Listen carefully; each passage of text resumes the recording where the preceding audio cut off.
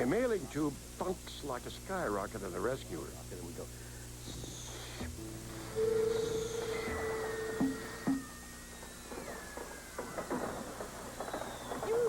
A feather duster flutters like a flock of hens in Lady and the Tramp.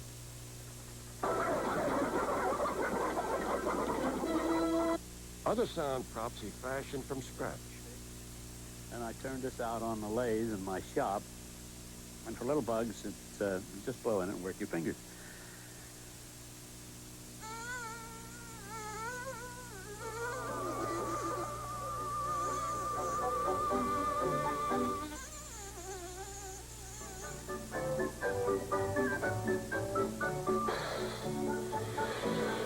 As a result of this, when it came to Evinrude, I made a larger one. See, the name Evinrude is synonymous with the outboard motor.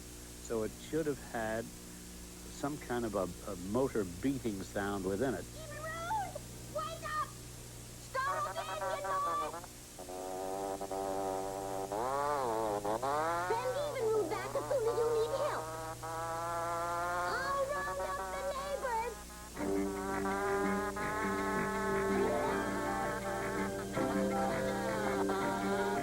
Faster! Evinrude, faster!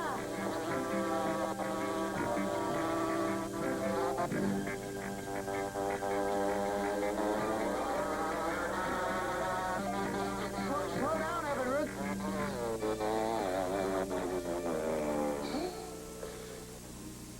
For the rescuers, he built Evinrude's buzz by hand. For many other characters, he relied on his own voice. He chirped for Chip and Dale, Oh no, I can't believe it. My best friend. and howled for the hound dogs in Lady and the Tramp.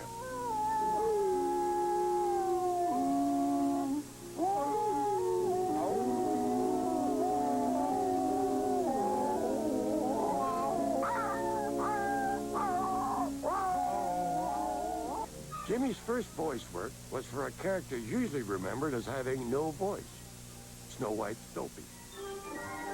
When Dopey had to wash his hands before Snow White would let him eat, he was horsing around with bar soap, threw it up in the air, and he swallowed it. Had a big scene of bubbles, so I choked and gagged and did all those sounds for Dopey.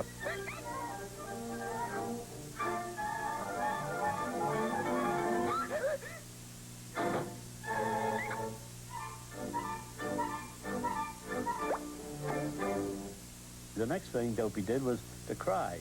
When Snow White died from eating that bad apple, it broke his little heart, and I just cried my heart out for Dopey.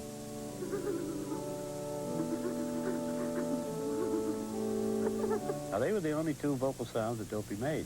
McDonald discovered a hidden vocal talent when Walt Disney heard a new song for Snow White. He said, boy, that's a very happy song. He said, they should be singing that. And he turned to me, he said, Jim, go down there and yodel that, will you? Well, when Walt said yodel, you yodeled.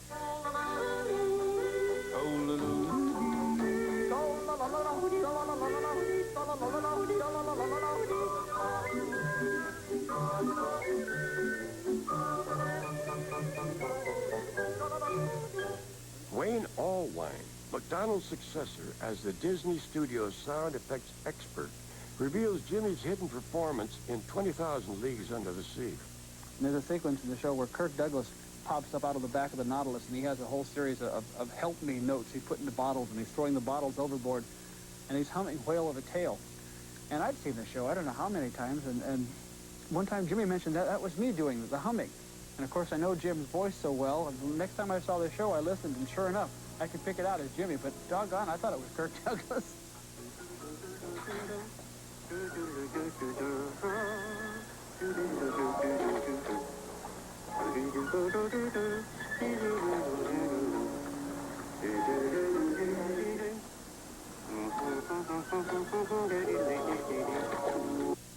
Jimmy invented voices for a lot of mice. Gus and Jock in Cinderella.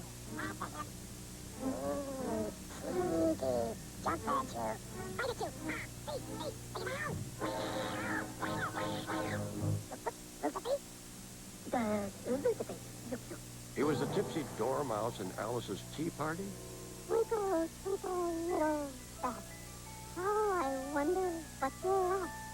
Up above the world you fly, like a seaplane in the sky. But he didn't invent his most famous mouse voice. He inherited it from the boss. Walt, they called me. I was on the stage here, and the girl called me and said, "Can you come up? Walt wants to see you." It was in the middle of the Mickey and the Beanstalk, and I went up. He said, "I can't do it anymore. I'm just too busy." So he asked me if I could do a Mickey voice, and I tried it. And he said, "Yeah, that sounds pretty good." And so he said to the fellas there, "After this, call Jim. Don't call me. I'm too bloody busy." 20, 30, 40. Boy, what a lifetime. Well, what's this here? What is it? What is it? Oh, I can't believe it. Is it bad? Why, it says here that you can change yourself into anything. Sure. You want to see me? I can change myself into the darndest things. Go on. Well, can you change into a fly? Wayne Allwine has been the voice of Mickey Mouse since Jimmy's retirement in 1976. Why, Merry Christmas, Mr. Scrooge. Why, Mr. Scrooge, Merry Christmas. Well, won't you come in? It wasn't, in either case, a situation where Jimmy and I solicited the part. It was sort of given to us. It's very, very strange, though. The succession goes from Walt to Jimmy, who was a sound effects man, to myself, who was another sound effects man. And strangely enough, it just happened to be the fellow they picked to learn Jim's job as a sound effects. You know, there was no announcement, nothing like that. No one has made an announcement that Wayne's going to do the voice. And that's the way it was before, you know. And Walt said, "Well, here it is." And I know that one day I was doing something, and Walt came on the dialogue stage, and I was doing something, and when Walt left, he turned around to the fellas and he said, "Hey, don't forget I do Mickey's voice, too." Yeah. As the heir to Jimmy McDonald's trade secrets, Allwine describes himself as the sorcerer's apprentice. It took me 7 years working under Jimmy before I was even competent enough to get on the stage and handle the show at all.